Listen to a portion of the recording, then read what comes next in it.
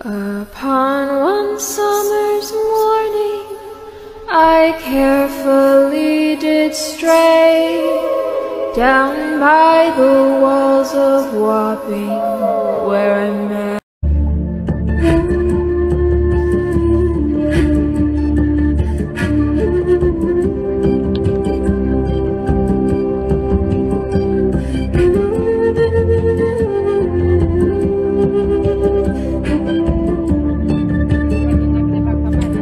Warga Dago melawan Muller bersaudara dalam kesaksiannya. Kesaksian ini sesuai dengan pernyataan Pak. Ada juga merasa ditipu MSFis tanah. Pak ada menjelaskan bagaimana mereka ditipu oleh mafia tanah. Yang tak lain adalah keluarganya sendiri, yaitu Asep Makmun, anak dari Ahya. Kesaksian di pengadilan negeri sebagiannya dusta, bahwa dulu punya bapaknya atau Didi Koswara. Untuk memahaminya harus dipelajari riwayat bapaknya Asep Makmun dan Didi Koswara. Ahya adalah pekerja penggali pasir atau anemer yang dinaungi dan diberi pekerjaan oleh pribumi, bukan pemilik tanah. Ketika bekerja, dia diberi tempat tinggal oleh keluarga Nawisan, yaitu Tommy dan Rokayah. Rokayah adalah anak dari Tama, cucu dari Neh Oko Hasim, dan cicit dari Nawisan. Kesaksian ini didukung oleh Pak Slamet bin Karto dan Unus dari DKM Masjid. Warga kampung Cirapuhan lainnya juga memberikan kesaksian yang sama. Intinya Muller dan Asep Makmun adalah satu jaringan, kolusi saling gugat.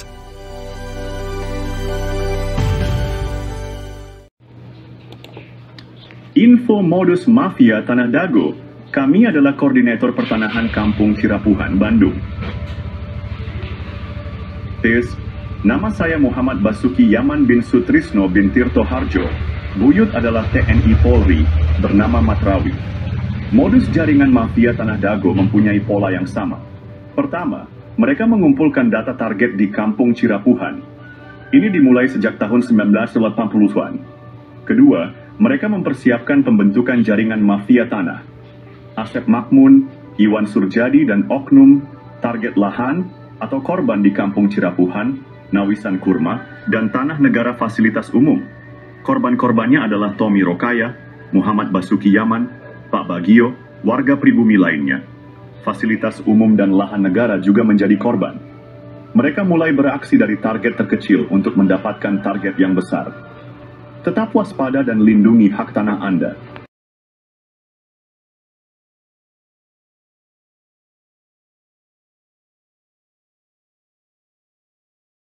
Tahap penyerobotan lahan Dago Bandung dimulai dengan penyerobotan lahan Tommy Rokayah, keluarga besar Nawisan yang menaungi Ahya Bapak Asep Makmun.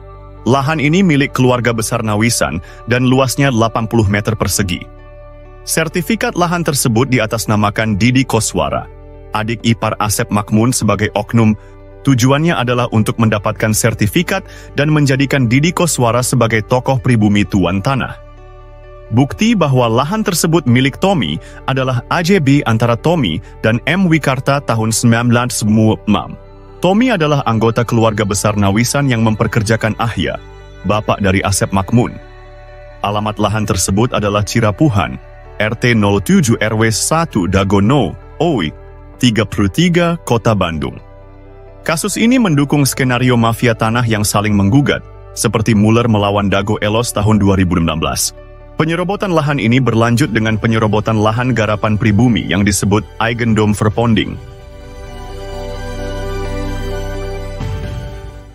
Modus mafia Tanah Dago EP3 target penyerobotan lahan yang lebih besar, teknik atau modus. Mereka menggunakan intimidasi untuk menghalangi warga pribumi.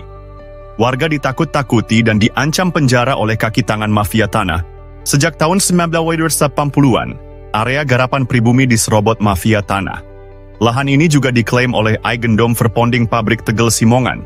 Padahal keluarga besar Nawisan sudah ada sebelum pabrik itu berdiri. Modus mafia tanah juga melakukan kolusi dengan oknum aparatur, tokoh masyarakat, dan tokoh agama. Buktinya luas lahan jaringan Asep Makmun, dan keluarganya lebih besar daripada milik pribumi.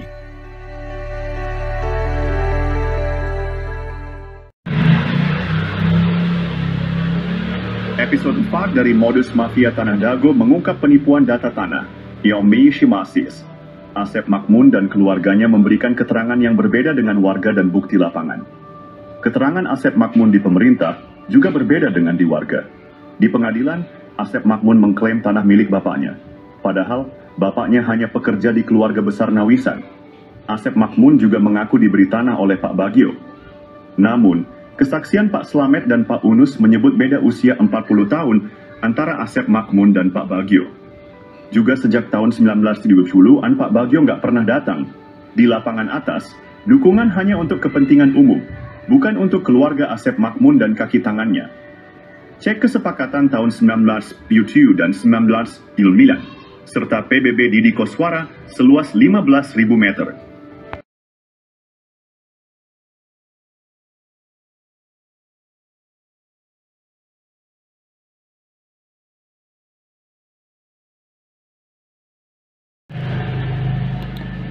Berikut Modus Mafia Tanah Dago episode 5 versi Kampung Cirapuhan.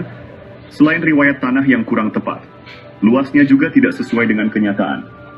Di lapangan bawah, mafia tanah menyerobot lahan Pak Bagio yang dipinjam untuk Masjid Aresem. Mereka juga menyerobot lahan garapan Muhammad B. Yaman dan warga lainnya. Mafia tanah berkolusi dengan Iwan Surjadi dari PT Batu Nunggal Indah. Mereka juga bekerja sama dengan oknum Ketua RW Mis Jiwa Dago Elos, Ismail Tanjung, dan Aput Sukendar, oknum Elbamis Sor 1 Cirapuhan. Sertifikat di Cirapuhan nomor 33 juga bermasalah. Mereka menyerobot lahan pribumi dan jalan warga. Asep Makmun dan keluarganya bermasalah dengan banyak pihak. Warga pribumi tidak berani melawan karena diintimidasi oleh jaringan mafia Tanah Dago, Toyo. Episode 6 dari Modus Mafia Tanah Dago mengungkap jaringan mafia tanah yang menciptakan kekacauan. Mereka menekan penduduk asli dengan mencampurkan mereka dengan pendatang yang melakukan urbanisasi. Kaki tangan mafia tanah berusaha menguasai dan menyerobot lahan penduduk asli. Mafia tanah ini mengintimidasi dan menghalangi penduduk asli mendapatkan hak atas tanah mereka. Mereka juga memprovokasi antar keluarga penduduk asli, Ipui, satu golongan didukung untuk menyerobot lahan saudaranya. Hal ini membuat batas dan riwayat tanah menjadi tidak jelas. Pendatang yang tidak ada kesepakatan malah mendapatkan tanah. Hubungan keluarga penduduk asli pun terputus. Mafia tanah berusaha menyembunyikan hubungan darah penduduk asli. Alhamdulillah, sekitar tahun 2010, kami temukan garis hubungan darah penduduk asli.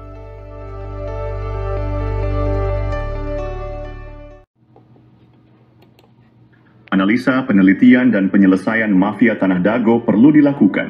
Dasho. Alhamdulillah, sejak sekitar 20 tahun lalu kami mulai mempelajari riwayat tanah.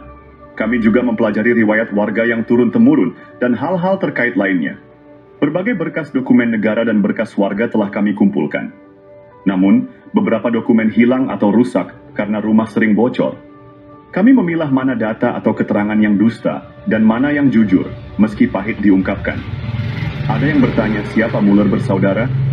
Analisa, penelitian, dan penyelesaian mafia Tanah Dago perlu dilakukan. Kami mengetahui Muller dari langkah mendekati tanah dan Asep Makmun Cies.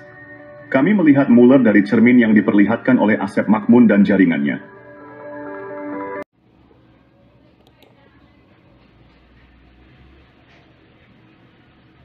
Episode Sadiu dari Modus Mafia Tanah Dago mengungkap jaringan mafia tanah yang sangat terorganisir.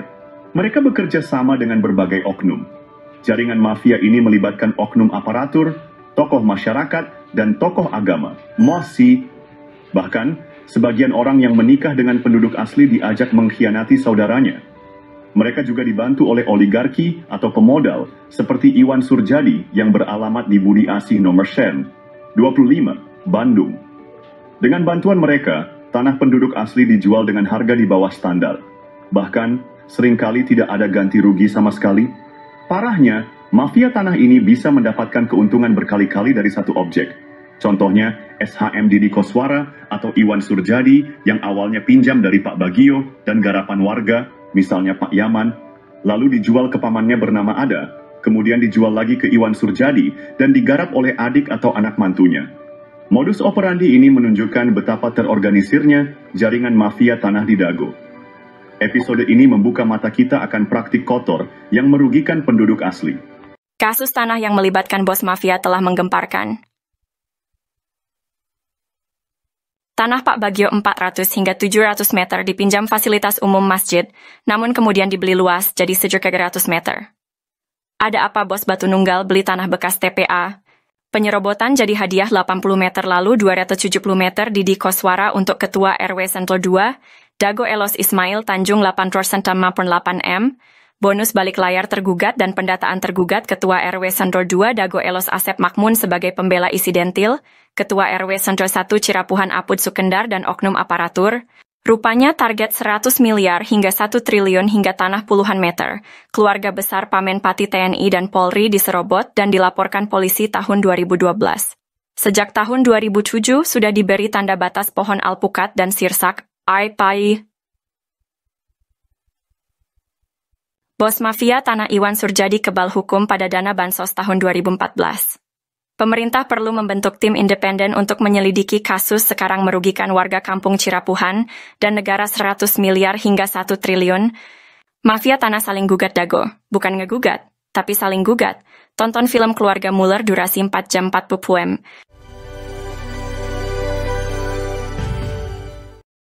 Oh janten bapak teh ngagales di iya di Ramana nih di Ramana nih Ramana Asep Mamun mohon terus lanjut gitu di baheula terus di gitu diuwihkeun deui ka ieu teu dianggar we garapan mah di dinya aya mohon teu diuwihkeun maksudna teh di silas galian dititipkeun gitu nya di cueu we dititipkeun nya ku diarurus ku Didi gitu mohon aing kemarin teh di dieu ku ieu dijual ku Surjadi mohon eta oge masalah kasus na oge luas na oge nyerobot sanesna deui. Kasus tanah Dago Mafia Tanah Kolusi Saling Gugat, episode 8 mengungkap pola yang sama. Modus mafia tanah ini mengacaukan batas tanah dan riwayat tanah pribumi asli. Pada tahun 1992, tanah Pak Bagio, fasilitas umum seluas 400 meter hingga 700 meter tanah dan 600 meter garapan warga lainnya juga diambil. Tanah tersebut diatasnamakan Didi Koswara seluas 270 meter. Ismail Tanjung atau Iwan Surjadi seluas 898 meter. Lalu sandiwara konflik Dago Elos melawan Muller muncul. Pada tahun 2002, wilayah kampung Cirapuhan RW 01 diubah menjadi Dago Elos RW 02. PBB seluas 15.000 meter atas nama Didi Koswara, lalu dialihkan ke Dedi M. Saad. Begitu halnya tanah Tommy, tanah Unus, tanah makam diubah. Berita terbaru tentang mafia tanah Dago Elos kembali mencuat melakukan gol bunuh diri. Episode 9 kali ini mengungkap modus operandi yang hampir sama.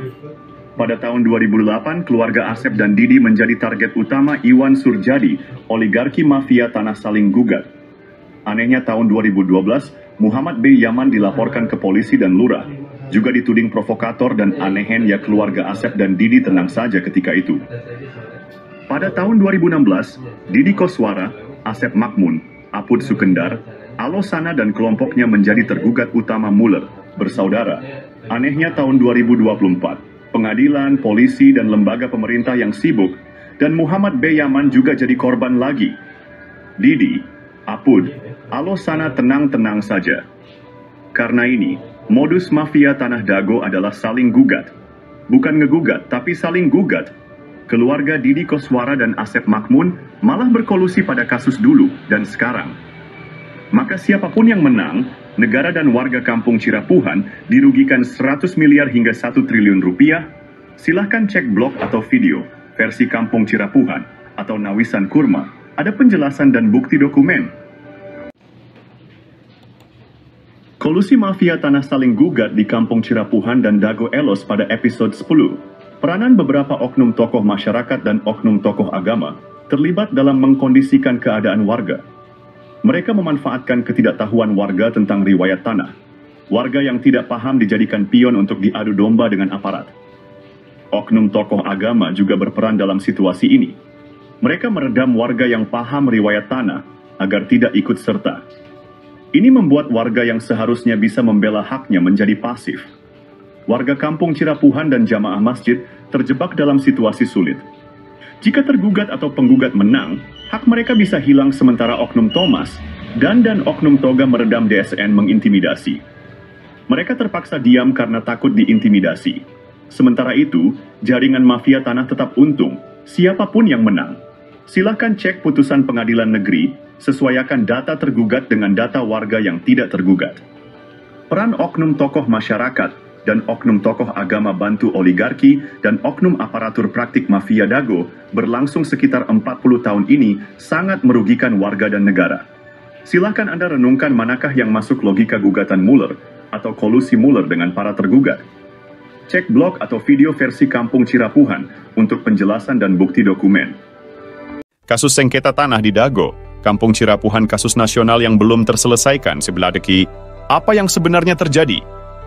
Siapa dan apa targetnya? Satu pihak menyatakan aksi ini sejak tahun 1980-an.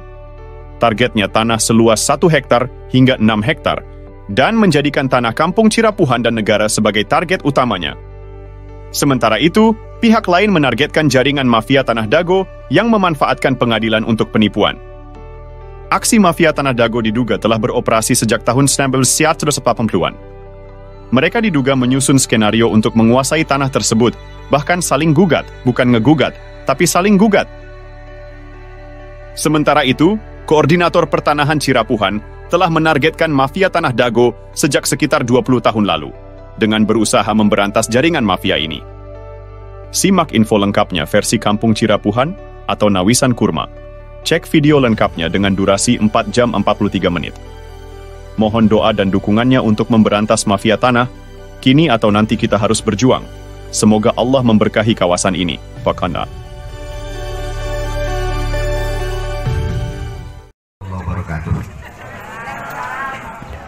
Dago bangkit.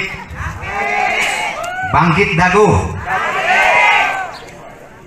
Pertahankan lahan hidup dan mati tanah air sejengkal pun adalah kita perjuangkan untuk hidup dan mati di tempat ini. Bangkit Dago.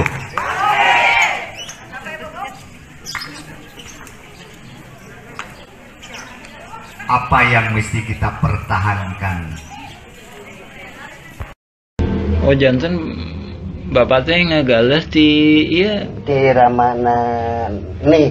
di Ramana Di nih Ramana Asep Mamun. mohon terus Lanceuk gitu di tadinya baheula. terus di gitu di weekend deh ka iya Teu Ke urang diri. we garapan mah di dinya aya. mohon Teu diweuhkeun. maksudna teh di Silas galian. dititipkeun gitu Nya di cueu we dititipkeun nya ku diarurus ku Didi gitu. Jeung mohon kemarin teh si dia ku iya dijual ku Surjadi mohon eta oge masalah kasusna oge luasna oge nyerobot nu sanesna deui.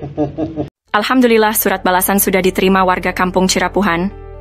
Surat balasan datang dari BPN Pusat dan juga dari Kesekretariatan DPR RI Pusat Komisi 2. Kini atau nanti kitalah yang harus berjuang untuk mengungkap skenario jaringan mafia. Kasus Dago melawan Mueller adalah mafia tanah saling gugat, nukan ngegugat, tapi saling gugat. Surat balasan dari DPR Pusat juga BPN Pusat adalah kabar baik bagi warga yang telah mengajukan hak tanah dan permohonan lainnya. Terima kasih banyak kepada semua pihak yang telah membalas surat kami.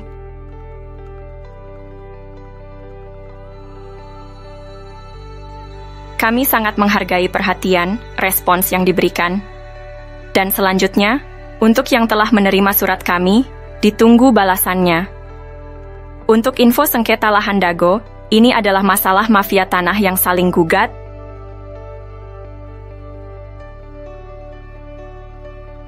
Info lengkapnya bisa cek Nawisan Kurma atau versi Kampung Cirapuhan Bandung. Silakan tonton juga film Keluarga Mueller. Mohon maaf dan terima kasih atas kerjasamanya. Tertanda Koordinator Pertanahan Kampung Cirapuhan 12 Zulhijjah 1445. Yats.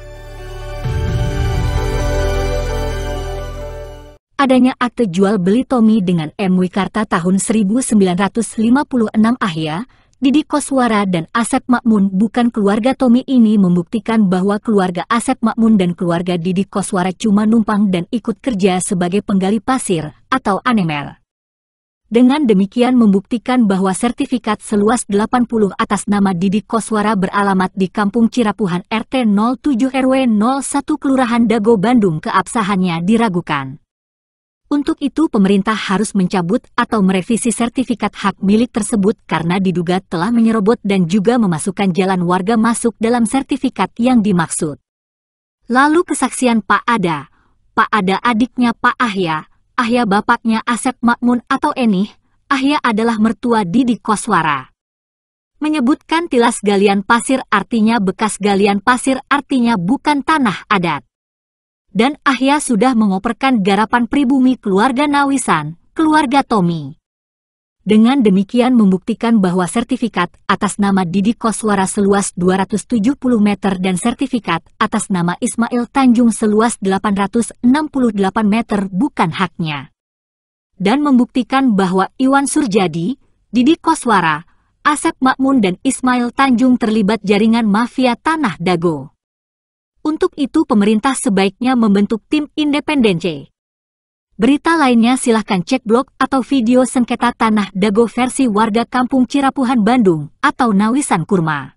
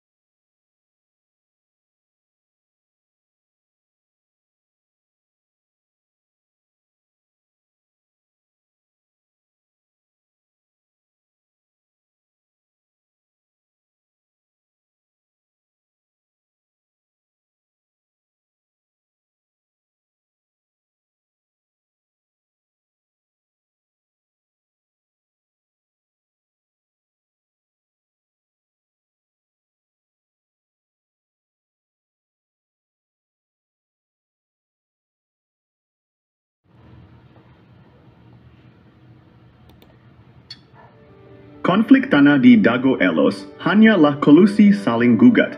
Barang buktinya bahwa konflik Dago Elos adalah kolusi mafia. Tanah saling gugat adalah berkas putusan Pengadilan Negeri Bandung nomor 414 PDT G 2016 PN BDG. Ini membuktikan kolusi saling gugat bukan gugatan Mueller, tapi kolusi Mueller dengan pihak tergugat. Oleh Koordinator Pertanahan berkas kolusi mafia tanah, saling gugat telah dikirim ke DPR dan Presiden juga lembaga lainnya. Ini juga slogan anti-hak barat Eigendome Verpanding oleh oknum tergugat tidak benar karena Bu Raminten juga pakai hak barat. Ikut. Bu Raminten memberi kuasa Hei Syamsul Maparepa tanggal 1 Juni 2016. Sebelum adanya gugatan Mueller bersaudara dan PT Dago Intigraha, sampai ke tergugat. Adapun pihak ini masuk pengadilan agak telat hanya alibi. Yang jelas Remington telah siap lebih dulu tanggal 1 Juni 2016. Mueller menggugat 3 eigendom verpanding, lucunya hantu, dan makam di Serobot juga wilayahnya oleh Bu Remington. Jadi Bu Remington lebih parah mengklaim 4 eigendom verpanding. Disepakati oleh pihak tergugat Asep Makmun CS pihak Dago Elos. Semua tergugat dianggap penggarap Bu Remington. Ada makam tua yang membuktikan eigendom verpanding 372 dan 6 tidak sah. Pribumi lebih dulu ada dibandingkan pabrik tegel Simongan, yaitu pihak yang diakui pemegang eigendom verpanding oleh pihak tergugat maupun tergugat. Konflik ini menunjukkan kompleksitas sengketa tanah. Penting untuk menyelesaikan dengan adil. Isi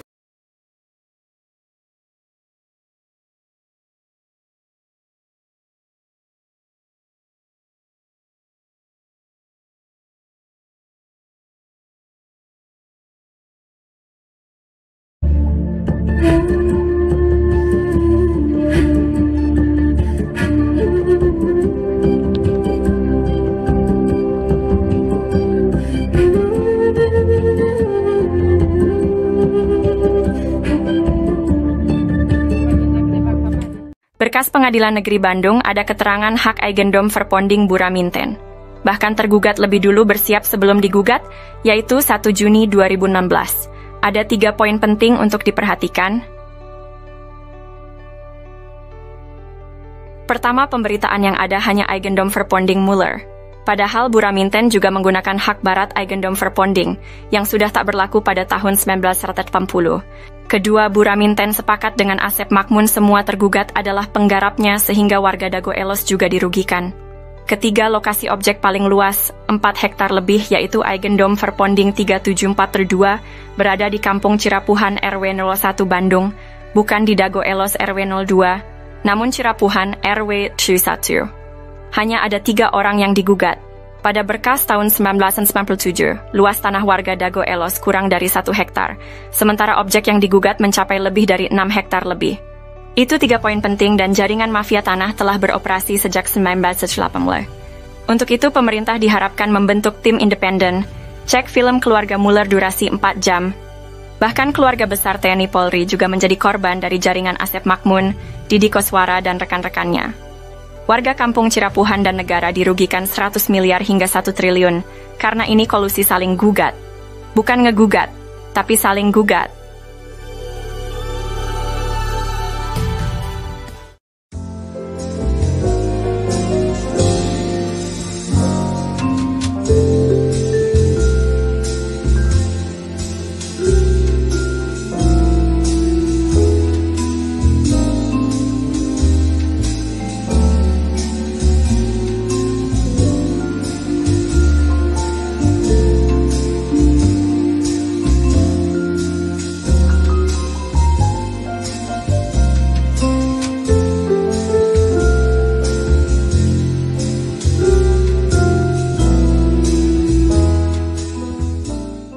Sengketa lahan di Tanah Dago merupakan modus mafia tanah yang saling gugat di pengadilan jaringan Asep Makmun dan Didi Koswara beserta kaki tangannya. Pihak ini saling berkolusi dengan menggunakan hak barat, pihak tergugat dengan eigendom verpanding Bu Remington, dan pihak penggugat dengan eigendom verpanding Mueller bersaudara. Modus ini melibatkan jaringan Asep Makmun Cies sejak tahun 1980-an. Untuk mencegah penipuan oleh mafia Tanah Dago, maka perlu diperiksa juga oknum warga dan oknum aparatur negara dalam menangani sengketa lahan ini secara adil dan transparan. Pemerintah perlu membentuk tim independen karena praktik mafia tanah ini sejak sekitar 1980-an, diharapkan keputusan yang diambil tidak akan merugikan warga Kampung Cirapuhan dan negara. Apabila tergugat menang, mafia Tanah Dago memperoleh tanah sekitar 1 hektar. Namun jika penggugat menang, mereka dapat memperoleh 6 hektar. Banyak informasi beredar hanya bersumber dari jaringan Asep Makmun, sekalipun Mueller jadi tersangka. Jaringan Mueller bersaudara itu juga jaringan Asep Makmun. Dampak dari sengketa ini sangat besar, dengan kerugian yang mencapai 100 miliar hingga 1 triliun bagi warga Kampung Cirapuhan dan negara. Cek info blog atau video tentang konflik Dago Elos versi Kampung Cirapuhan atau versi Nawisan Kurma.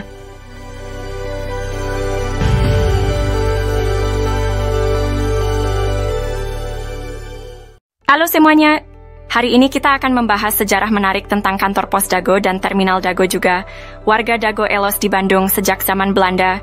Pada tahun 1800-an, wilayah ini merupakan wilayah pribumi, lalu ada pabrik tegel Simongan.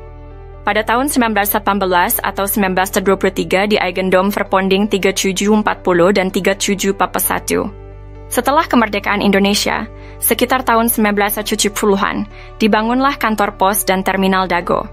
Pada tahun 1984, warga Dago Elos RW 02 diberi lahan di belakang terminal Dago dan belakang pasar Inpres atau kantor pos. Pribumi Dago Elos adalah keluarga leluhurnya Jana, seorang kuli panggul. Namun sayangnya, jaringan mafia tanah mulai menyerobot fasilitas umum di sekitar terminal Dago dan kantor pos. Maka ini merugikan warga dan negara 100 miliar hingga 1 triliun. Untuk itu, diharapkan pemerintah membentuk tim independen untuk mengungkap jaringan mafia tanah Dago yang merugikan warga dan negara. Semoga masalah ini segera terselesaikan. Untuk info, silahkan cek blog atau video versi Kampung Cirapuhan atau Nawisan Kurma. Terima kasih.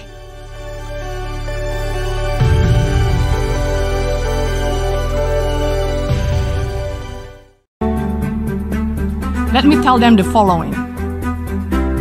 To do what is right is to respect the principles of non-interference in the domestic affairs of other countries. Dramatisasi sidang sengketa tanah Dago. Siapapun yang menang, warga tetap jadi korban. Assalamualaikum warahmatullahi wabarakatuh. Halo, saat ini saya sedang berada di wilayah Dago. Masih ingat dengan konflik sengketa tanah Dago Elos? Ternyata, konflik sengketa tanah Dago Elos merupakan dramatisasi yang sengaja dilakukan oleh beberapa oknum warga yang ternyata sejak awal sengaja dibuat sebuah skenario untuk saling menggugat. Konspirasi ini dilakukan untuk membodoh-bodohi warga, dan pada akhirnya warga masyarakatlah yang dirugikan. Berikut ini merupakan sepak terjang dari oknum warga yang merupakan mafia tanah. Diceritakan oleh seorang tokoh masyarakat, yaitu Muhammad di Yaman. Buka channel ini untuk melihat video lengkapnya. A'udzubillahiminasyaitonirrajim. Bismillahirrahmanirrahim. Assalamualaikum warahmatullahi wabarakatuh. Kita mengulas mengenai pernyataan kami yang mana kami menyatakan bahwa konflik Dago Elos adalah mafia tanah saling gugat. Di sini kita lebih fokus membahas masalah bahwa data-data tergugat itu didata oleh para penggugat. Yang mana kita sendiri juga menyaksikan sekitar tahun 2008 hingga 2014 atau 2015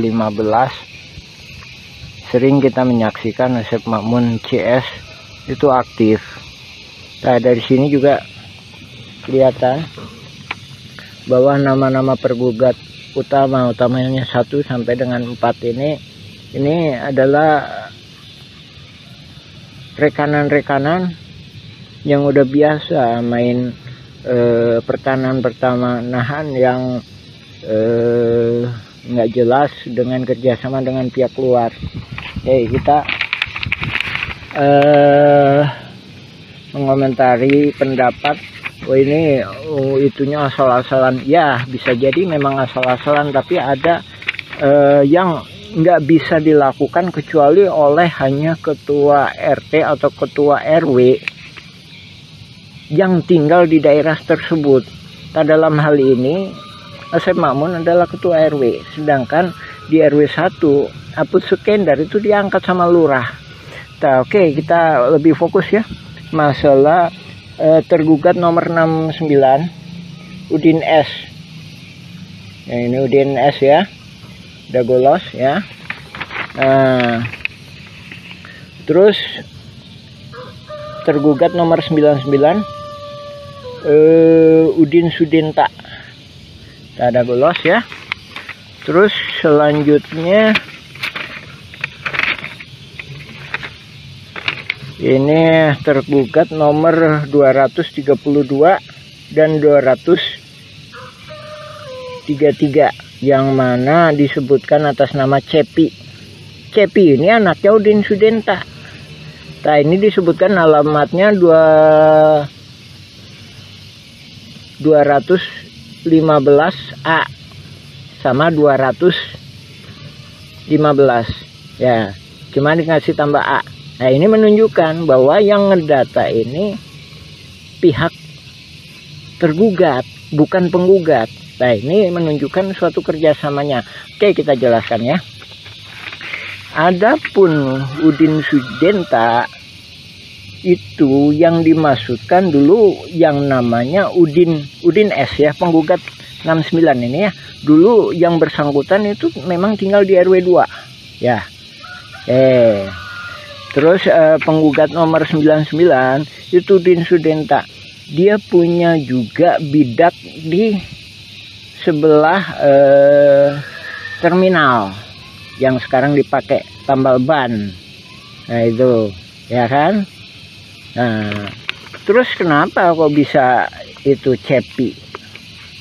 Ada nama Cepi, padahal ini dia sendiri juga ini udah koordinasi antara penggugat sama tergugat.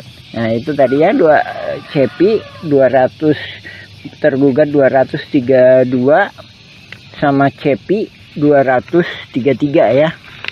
Nah, itu kita tunjukkan. Nah, ini nih. Nah, rumah ini rumah Udin Sudenta. Dari mana dia tahu bahwa ini punya Cepi? Padahal Udin Sudenta punya lebih dari satu anak. Nah, dari sini menunjukkan pihak tergugat, dalam hal ini pendata Asep Makmun CS, ngambil gampangnya, oh anaknya Udin Sudenta itu Cepi. Nah, terus yang satunya lagi, kenapa diambil Cepi tergugat sebagai 233 beralamat 215 dan 215A?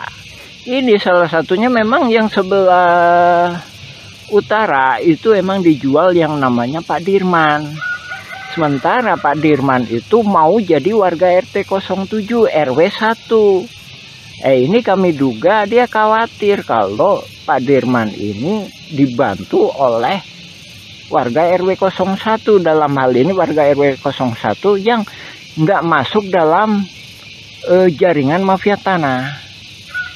Nah, adapun ini kita sendiri juga mohon ke pemerintah, dalam hal ini ke Lurah Dago, supaya batasnya diperjelas.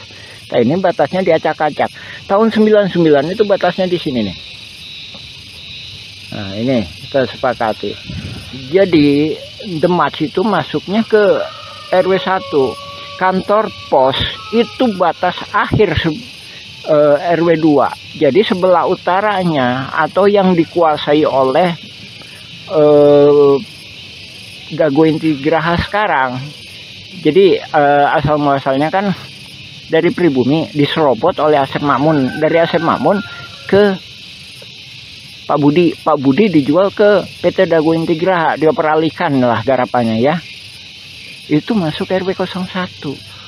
Nah, oke, diperjelas lagi ya. Jadi balik ke poin awal. Jadi ini tadi masalah Cepi atau keluarga Pak Udin itu menunjukkan bahwa detail seperti itu hanya bisa dilakukan oleh orang-orang dalam hal ini tergugat itu sebagai ketua RW, otomatis bisa dia melakukan pendataan, apalagi dia punya data di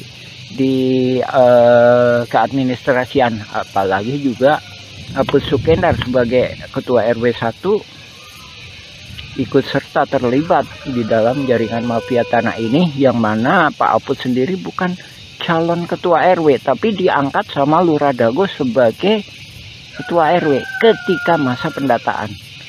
Oke ya, itu ya. Lagi ya, itu ya salah satu, ini cuma salah satu uraian kami mengenai itu tadi ya, mengenai dugaan kuat bahwa yang melakukan pendataan adalah pihak tergugat. Tak sehubungan dengan yang itu juga, kami sendiri sebagai pengalaman, kami Muhammad B. Yaman, pengalaman sebagai ketua RT selama 2 periode. Jadi seandainya kami disuruh ngedata para tergugat seperti ini, juga kemungkinan kami nggak sanggup. Masalahnya bukan warga kami. Dalam artian para tergugat mesti sadar didata ini, didata untuk apa? Tak sementara dalam kasus konflik Dago Elos FS ahli waris Muller, itu para tergugat itu nggak paham. Nah di sini korelasinya ya Pak ya, Ibu, Bapak, alhamdulillah. Silakan cek informasi dari kami, baca blog kami Nawisan Kurma atau YouTube Nawisan Kurma, silakan mengenai keterangan kami lainnya. Ya demikian, assalamualaikum warahmatullahi wabarakatuh. A'udzubillahi minasyaitonirrajim. Bismillahirrahmanirrahim.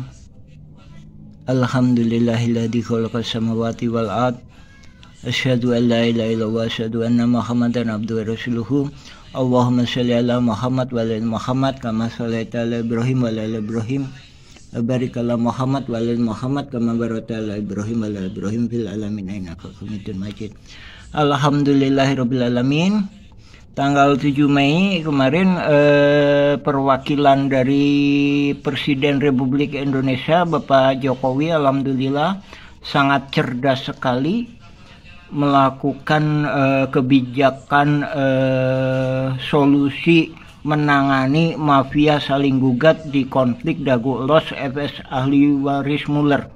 Nah ini memberi kesempatan kepada warga kampung Cirakwan untuk meneruskan pembuatan film dokumenter. Nah ini kita menindaklanjuti ini ya, pokok bahasan kemarin masalah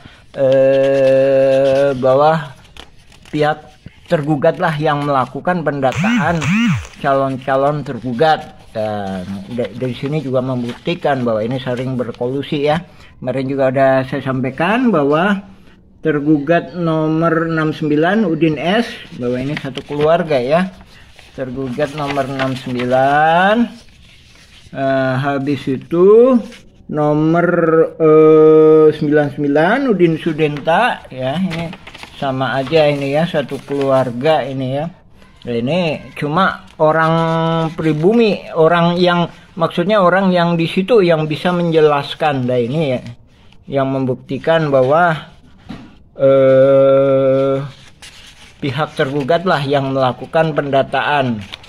69, 99. Selanjutnya ini, nah ini anaknya Udin S atau Udin Sudenta nomor 232 atas nama Cepi. 233, nah ini yang dijual ke Pak Dirman tapi tetap di atas namakan Cepi. Nah, ya kan? 1, 2, 3, 4, udah 4 ya. 4.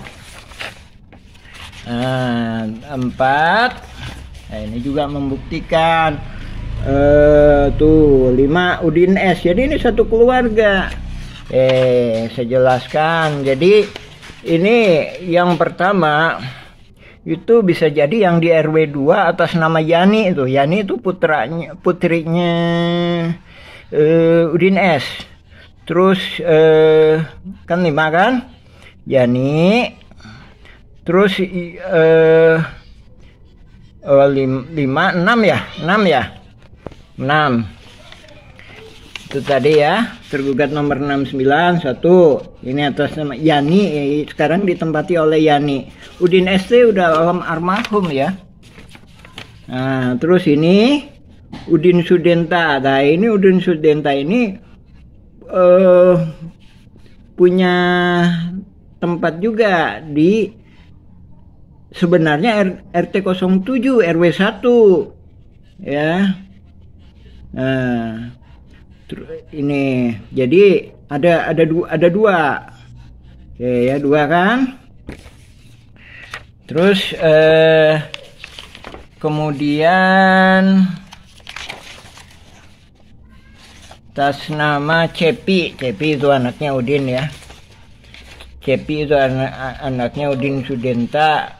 Yang nomor 2 ini 232 sama 233. Nah, ini yang di RT 7 itu ada 2 ini. Kenapa ini ada di atas namakan Cepi? Masih ada anaknya putra, masih terkait dengan putranya Udin S atau Udin Sudenta. Karena ini dijual ke Pak Dirman. Ini sebenarnya lokasinya di RT 07 RW 1 ya, RW 1. Alhamdulillah ini saya menyambut baik. Jadi Bapak Presiden Pak Jokowi melalui stafnya sangat cerdas dengan tidak mau melibatkan warga Kampung Cirapuan. Masalahnya yang membuat masalah kan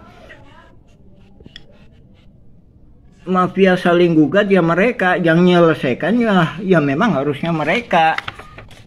Itu kalau kita ditanya Mueller penipuannya di mana, kita nggak bisa menunjukkan kecuali menunjukkan lewat oknum-oknum kaitannya dengan oknum-oknum.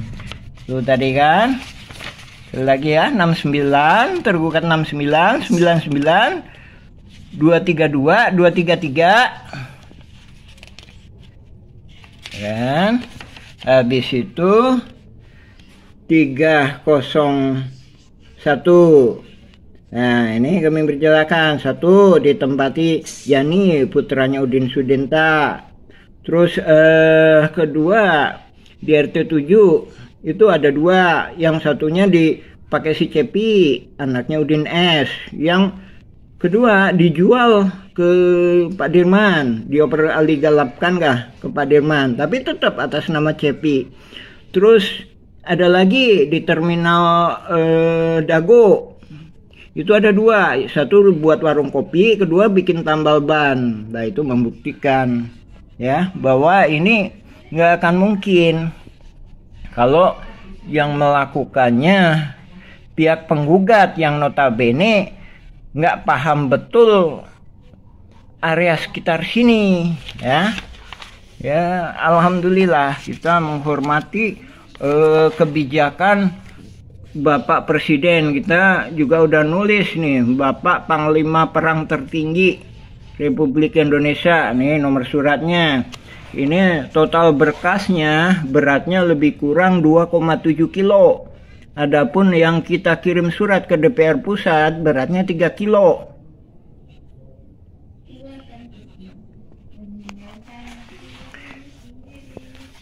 Dan mudah-mudahan semuanya berjalan lancar lah ini. Lanjutan dari pokok bahasan kemarin ya, masalah pendataan calon tergugat dilakukan oleh tergugat, bukan oleh penggugat ya. Jadi dari sini korelasinya bahwa menunjukkan bahwanya ini adanya saling berkolusi antara pihak tergugat maupun penggugat. Nah, kita tunggu kelanjutannya, mudah-mudahan mendapatkan suatu jalan keluar yang terbaik, utamanya buat warga-warga yang memang benar-benar memiliki hak di area pertanahan yang disebut ex-egendom, yang riwayat sebelumnya pernah diduduki oleh pribumi yang bernama Nawisan. Ya, mungkin untuk bagian ini masalah tergugat, pendataan tergugat, kami cukupkan. Kita insya Allah kita sambung lagi. Nah ini data nama-nama para penggugat yang kemudian dijadikan tersangka oleh Polda Jabar. Ini kan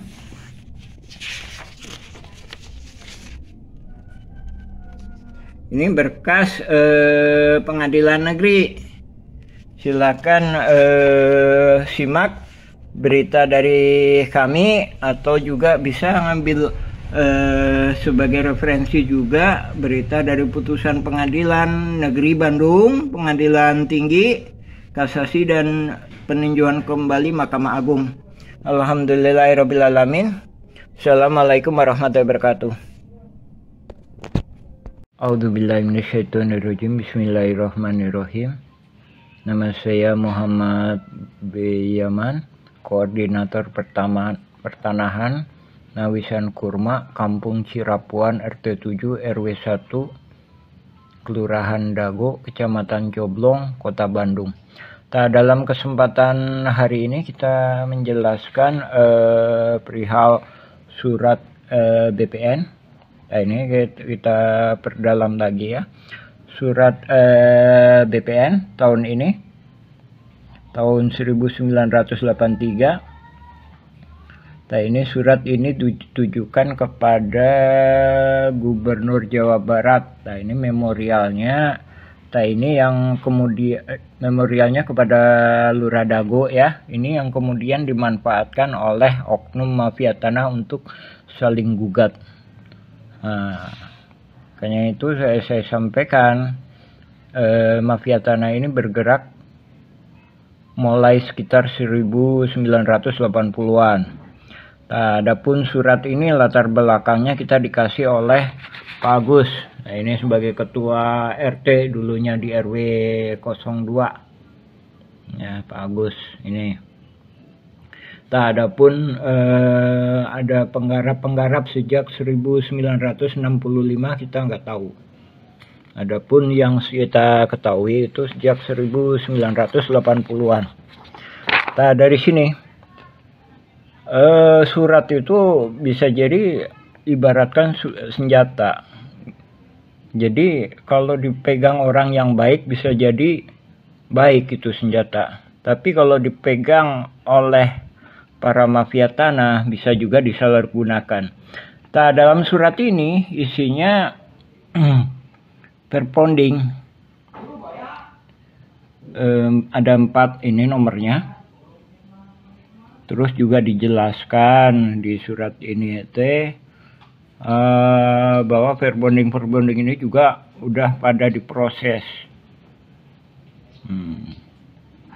Ya. Terus di sini juga dijelaskan ada total verbondingnya berapa.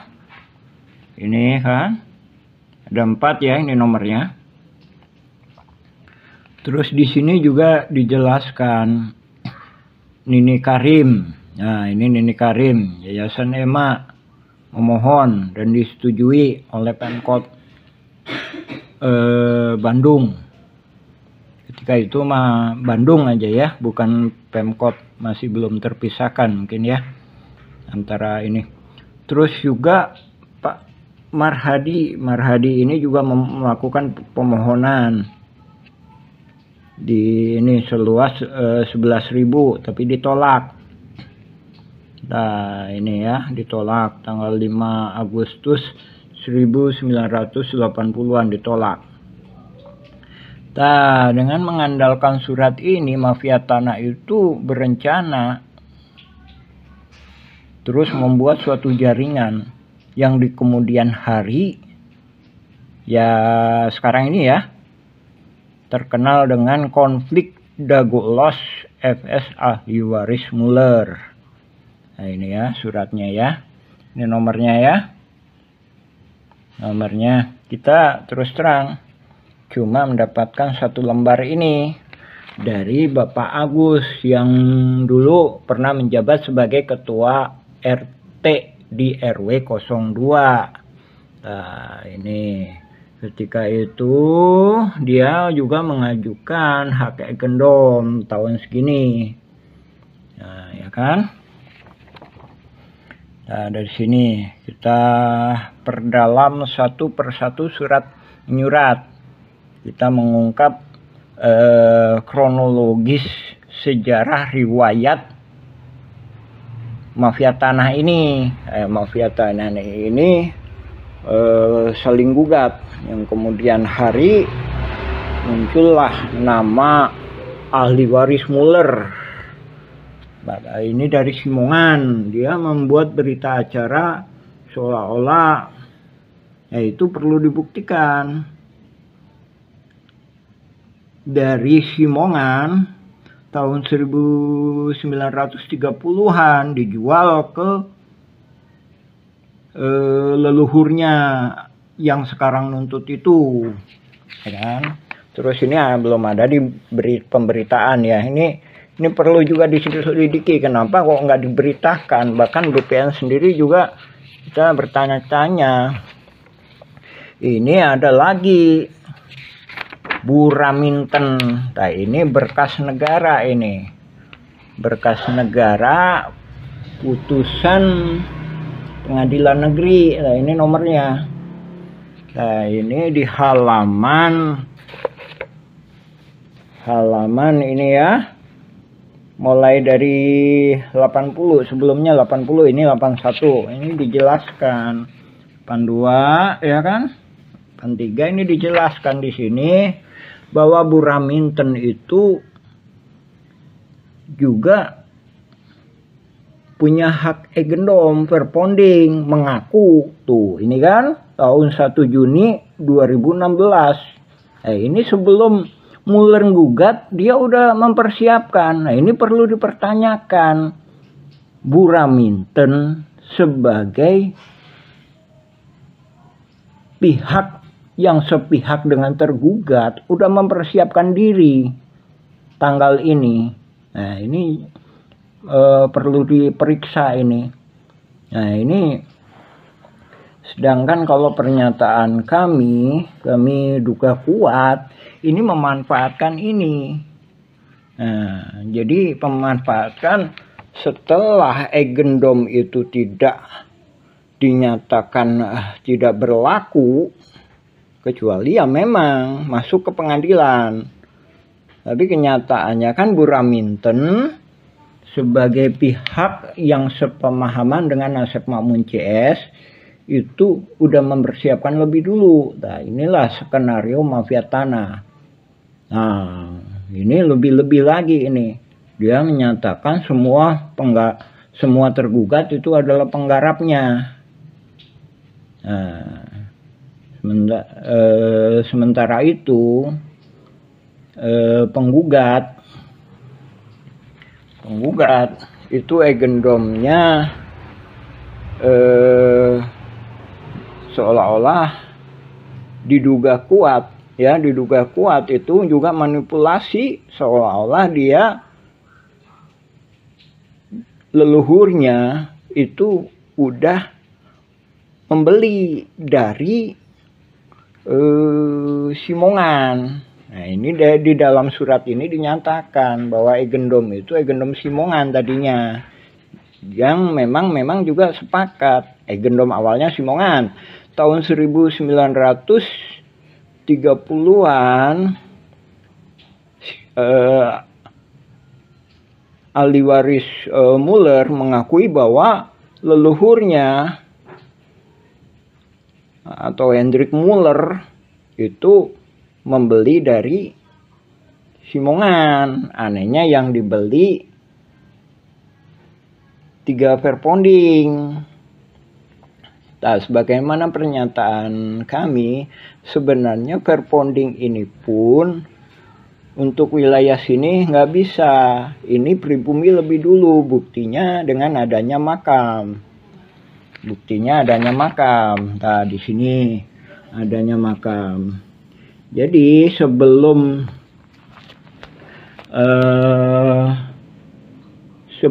ini pun, sebelum Simongan datang pun tahun 1900-an itu pribumi di sini, di daerah PMI sini PMI ini. PMI. Habis itu disuruhlah ke sini. Begitu disuruh ke sini, ternyata Simongan ini nyerobot lagi. Simongan itu kan Belanda penjajah, robot lagi. Nah, akhirnya juga disepakati lah di sini, ya kan? Di sini, ini pribumi. Jadi di sini Nawisan dan beserta keluarganya, beserta pribumi-pribumi lainnya. Nah ini juga saudaranya Nawisan. Nawisan punya anak Nek Okoh, Nek Emeh, Nek Eyong, Nek Ewung, Nek Emeh, ya kan? Nah dari sini kan, nah dari sini juga udah ada pertentangan. Setelah Indonesia merdeka pun direbut kembali pribumi beserta tentara keamanan rakyat dan juga pemerintahan Indonesia, ya.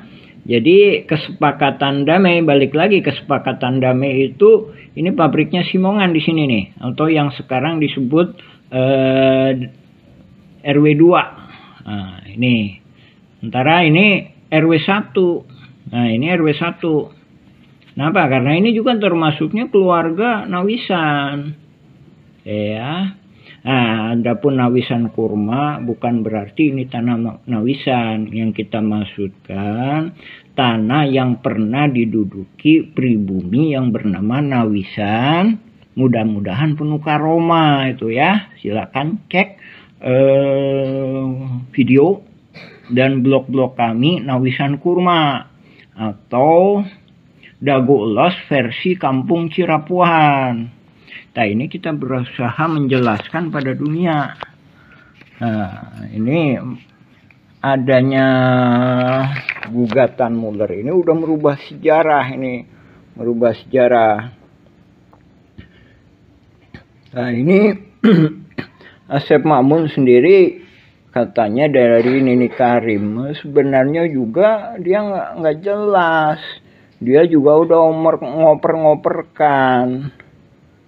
Bahkan kedatangan Asep Makmun sendiri itu diajak sama bapaknya tahun 1960-an. Diajak kerja. Jadi bapaknya sendiri bernama Ahya itu numpang. Didi Koswara itu nikah dengan Eni. Eni itu anaknya Ahya, bapaknya Asep Makmun. Jadi juga numpang gitu. Jadi kesepakatannya bukan pemilik tapi numpang gitu. Adapun menggunakan hak gendom ini, jadi hak gendom ini warga pribumi Cirapuan sendiri menyepakatinya bahwa ini memang bagus untuk sebagai petunjuk lokasi. Adapun untuk hak itu nggak bisa, ya. Dari sini pun pindah ke sini itu kita warga Cirapuan itu disebut panyingkiran.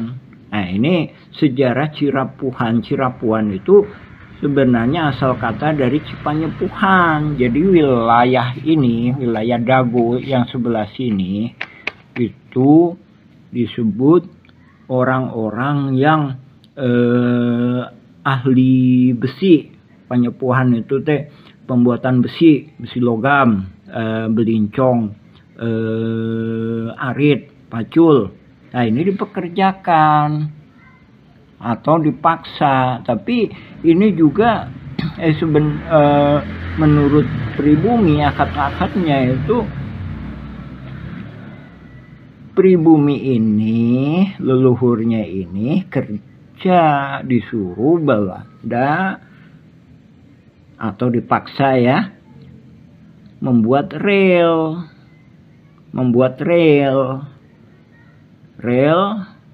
dari Bandung ke Purwakarta atau dari Bandung ke timur atau dari Bandung ke selatan, Padalarang ke barat dan sekitarnya. Selain itu, pribumi Cirapuhan ini berkebun. Nah, disinilah berkebun PMI ini. Kemudian digusur ke sini. Kemudian disepakati. Nah, ini Simongan. Pabriknya Simongan. Pabriknya Simongan di sini. Ini terminal. Nah, ini kantor pos. Nah, ini batasnya kantor pos. Pribumi di sini. Sementara Belanda ini di sini. Kemudian memang setelah pembangunan gua Belanda di sini, kurang lebih gua Belanda ya, itu kan komplek militer ya, nggak boleh di pinggir jalan. Ya, jangan bayangkan ini jalan udah ada belum. Nah, tahun 1910-an ini masih istilahnya jalan rahasia lah, masalahnya ini komplek militer ya. Nah, jalanan ini lebih jelas itu tahun 1920-an ketika dibangun PLTA di sini. PLTA ini, nah, ini Hotel The Match ya, patokannya Hotel The Match di sini ya. Ini PLTA di sini. Nah, ini gua Belanda ya, kurang lebih di sini ke sana ya, ke utara ya. Ini selatan, ini ke kota Bandung di sini. Ya. Ini lebih kurang Hotel Jayakarta, ini Hotel Sheraton misalkan sini ya. Nah, ini The Match sini. Nah, ini disebut penyingkiran. Nah, ketika berkebun menjual hasilnya itu di simpang Dago. Nah, mungkin di sini ya. Oke, di simpang Dago sini ya. Nampak simpang Dago sini. Karena batas di sini, dari sisi sebelah sini Gasibu ya, sebelah sini ini misalkan ini ITB ya, ITB, kampus ITB. Nah, di sini ya, yang sekarang yang lebih kurangnya itu pasar simpang itu. Itu Nadagoan, Dago. Menunggu di sini. Kenapa? Ini batasnya di sini Belanda. Ini Belanda. Jadi pribumi cuma sampai sini. Balik lagi ke sini ya. Tapi namanya penjajah juga udah diituin di sini, nggak mau, dia juga disuruh naik lagi ke atas lagi, akhirnya di sini kan, Simongan mendirikan pabrik di sini, Nah, ini jangan bayangkan seperti saat ini masih ada jalan. Enggak, ketika itu 1900-an masih banyak binatang buas, bahkan ini juga masih banyak bambu-bambu dan pepohonan. Nah, Simongan mendirikan pabrik di sini.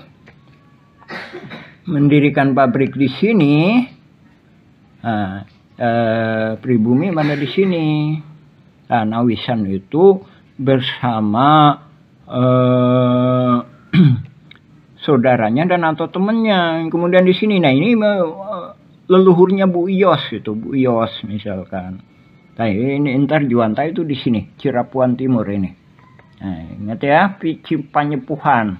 Jadi Cipanyepuhan itu boleh dikata tempat pembuatan besi tempak.